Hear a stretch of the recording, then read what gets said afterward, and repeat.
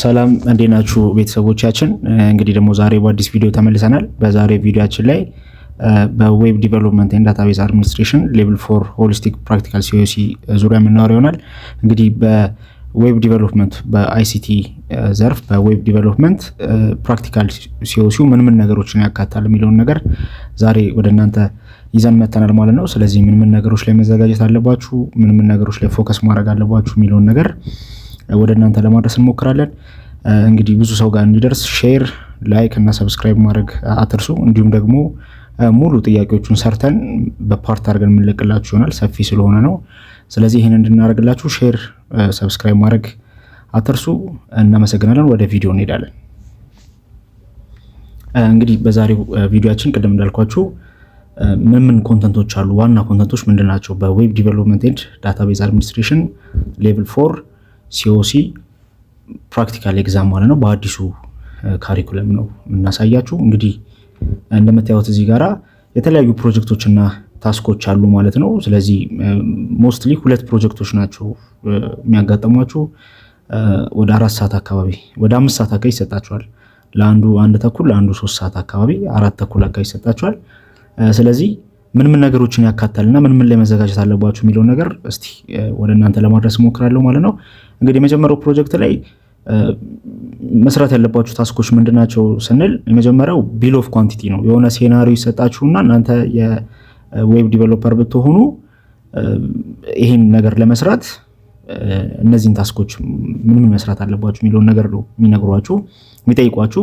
ስለዚህ ለአንደኛው ቢል ኦፍ ኳንቲቲ ነው። ስለዚህ ለዛ ለተሰጣችሁ ሴናሪዮ ቢል ኦፍ ኳንቲቲ ታዘጋጃላችሁ ማለት ነው። ያን ሴናሪዮ ለመስራት ምን ነገሮች ያስፈልጋሉ የሚለውን ነገር በቢል ኦፍ ኳንቲቲ ታካታላችሁ። ስለዚህ ቢል ኦፍ ኳንቲቲ ምንድነው የሚለውን ነገር ማወቅ፣ እንዴት ይዘጋጃል የሚለውን ነገር ማወቅ ያስፈልጋልና ሴናሪዮን አይታችሁ የተሰጣችሁን ሴናሪዮ ለምሳሌ እናንተ የሆነ መስሪያ ቤት ላይ ዌብ ዲቨሎፐር እና ዳታቤዝ አድሚኒስትሬተር ብትሆኑ እዛ መስሪያ ቤት ላይ አስመጪና ላኪ ቢሆን መስሪያ ቤቱ እንዴት አድርጋችሁ ዳታቤዙን ዲዛይን ታደርጋላችሁ ምናምን የሚለውን ነገር ነው። ለዛ ቦታ ዌብ አፕ ብትሰሩ ምን አይነት እንዴት አድርጋችሁ ፕላን ታደርጋላችሁ የሚለውን ነገር ነው። ስለዚህ የመጀመሪያው ቢል ኦፍ ኳንቲቲ ነው ማለት ነው። ቢል ኦፍ ኳንቲቲ ምንድነው? እዚህ ጋር እንደተት ሊስት ዘ ሪኳየርድ ማቴሪያል ኤንድ ፕሮፌሽናልስ ዊዝ ኢትስ ኮስት ኢን አፕሮፕሪየት ፎርማት ይላል። ስለዚህ እያንዳንዱ የሚያስፈልጉ ማቴሪያሎችን ፕሮፌሽናሎችን ለመስራት ያህን ለምሳሌ ዳታቤዝ ላይ ኤክስፐርት የሆነ ሰው ሊያስፈልግ ይችላል። ፍሮንት ኤንድ ላይ ኤክስፐርት የሆነ ሰው ሊያስፈልግ ይችላል። ፍሮንት ኤንድ ዲቨሎፐር ማለት ነው። ባክ ኤንድ ዲቨሎፐር ሊያስፈልግ። ስለዚህ የሚያስፈልጉ ፕሮፌሽናሎችን ማቴሪያሎች ምን ናቸው የሚያስፈልጉት የሚለውን ነገር ኮምፒውተር ሊያስፈልግ ይችላል። ከዛ ውጪ ደግሞ ዌብ ሰርቨር ሊያስፈልጋችሁ ይችላል። እነዛን እስከነ ኮስታቸው ታስቀምጣላችሁ። ቢል ኦፍ ኳንቲቲ ማለት እሱ ነው። ስለዚህ ሰንዳሪ ሰርታችሁ ወርድ ላይ ነው የምትሰሩት። ሰንዳሪ ሰርታችሁ በዛ መሰረት ትሰራላችሁ ማለት ነው። ሌላኛው ደግሞ አክቲቪቲ ፕላን አዘጋጁ ነው። ስለዚህ አክቲቪቲ ፕላኑን እንደምታዩት ሊስት አክቲቪቲስ ቱ ቢ ዳን ዊዝ ሪስፖንሲብል ፕሮፌሽናልስ ኢን አፕሮፕሪየት ፎርማት ይላል። በቴብል መልክ እያንዳንዱን አክቲቪቲ የምትሰሩትን እንትን ትላላችሁ ማለት ነው። የመጀመሪያው ለምሳሌ ፕላኒንግ ሊሆን ይችላል ወይ ሪኳየርመንት መሰብሰብ ሊሆን ይችላል፣ ሪኳየርመንት አናሊሲስ ከዛ ውጪ። ስለዚህ እያንዳንዱን እንትናችሁን ታዘጋጃላችሁ፣ ወርድ ላይ ታዘጋጃላችሁ ማለት በኋላ ፈታኙ መጥቶ ሲጠይቃችሁ አክቲቪቲ ፕላናችሁን እንድትሰሩ ማለት። ስለዚህ ከሴናሪዮ ጋር በሚገናኝ መልኩ ታዘጋጃላችሁ። ሌላኛው ስኬጁል አዘጋጁ ነው የሚለው። ስለዚህ ስኬጁል ደግሞ ታዘጋጃላችሁ።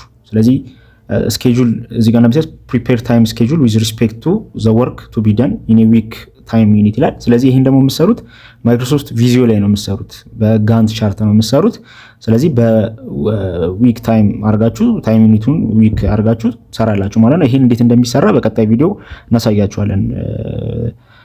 ቪዚዮ ላይ እንዴት አርጋችሁ ጋንት ቻርት ትሰራላችሁ እና ሴናሪዮ አስቀምጠን በዛ ሴናሪዮ መሰረት እንዴት እንሰራለን የሚለውን ሁሉንም እናያለን ቀጣይ ቪዲዮ ላይ ማለት ነው። አሁን ዋና ኮንተንቶቹን ለማሳየት ያለው ሌላኛው ፕሪፔር ዳታቤዝ ኤንድ ሲስተም አርኪቴክቸር ነው። ስለዚህ እዚህ ጋርም ዳታቤዝ እና ሲስተም አርኪቴክቸሩን ትሰራላችሁ። የተሰጣችሁ ሴናሪዮ ለምሳሌ አስመጪና ላኪ ካምፓኒ ከሆነ 4 ቴብል የሚያስፈልገው ከሆነ 4 ቴብል ያስፈልገዋል ትላላችሁ።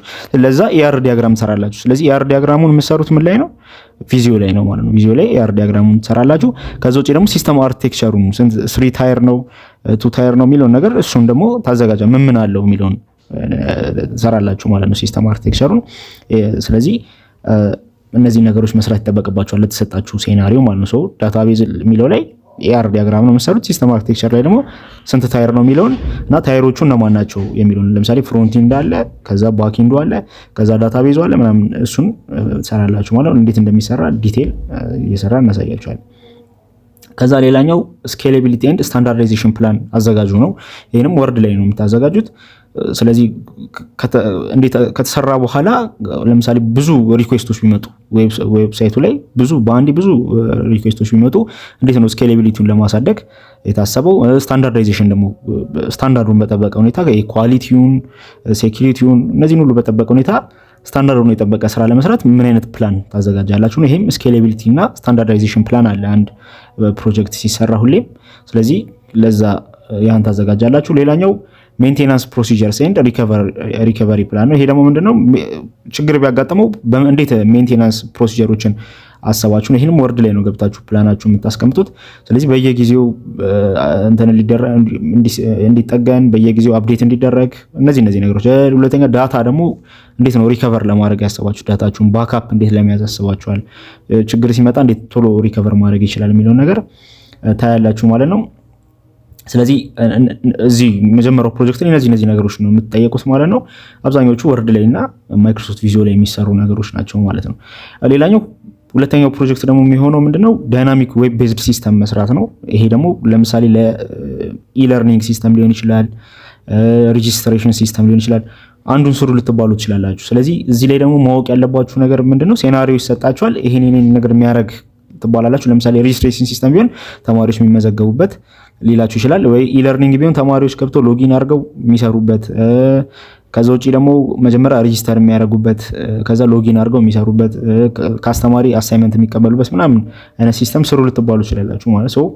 ይህን ለመስራት እንደምታዩት you are expected to design and develop the web and database based on the given በተሰጣችሁ ኢንፎርሜሽን መስራት አለባችሁ ነው። ስለዚህ እዚህ ጋር ምን ያስፈልጋችኋል? የመጀመሪያው HTML እና CSS በደንብ ማወቅ አለባችሁ። ፍሮንት ኢንዱን ለመስራት አሪፍ የሆነ ቆንጆ ፍሮንት ኢንድ ለመስራት ያስፈልጋል። ምክንያቱም ግዴታ ሲታይ አሪፍ መሆን አለበት። ፍሮንት ኢንዱ ሳቢ ካልሆነ ፈታኙም ፍሮንት ኢንዱ በጣም አሪፍ ከሆነ የተሻለ ስለሚሆንላችሁ ለማለፍም ስለዚህ HTML እና CSS በደንብ ማወቅ አለባችሁ ማለት ነው። ሌላኛው PHP ነው። ለባክኢንዱ ደግሞ ሞስትሊ የሚጠቀሙት PHP ነው። ምክንያቱም ዛምፕ ሰርቨር ላይ ስለሆነ የምትሰሩት PHP ነው የምትጠቀሙት። ስለዚህ PHP በደንብ ማወቅ ያስፈልጋል። እንዴት ዳታቤዝን ኮኔክት አደርጋለሁ ከዌብ ፔጅ ጋር የሚለውን ነገር ከዌብሳይቱ ጋር የሚለውን ነገር ማወቅ ያስፈልጋል ማለት። ስለዚህ PHPንም በደንብ ማወቅ አለባችሁ። ክሩድ ኦፕሬሽኖችን ማወቅ አለባችሁ። እንዴት አድርጋችሁ ዳታን ክሬት አደርጋላችሁ፣ ሪድ፣ አፕዴት፣ ዲሌት ማድረግ ስላላችሁ ከዳታቤዝ ላይ PHPን በመጠቀም የሚለውን ነገር እነዚህ ክሩድ ኦፕሬሽን የምንላቸውን ማለት ነው ክሬት፣ ሪድ፣ አፕዴት እና ዲሌት ምንላችሁ ማወቅ አለባችሁ።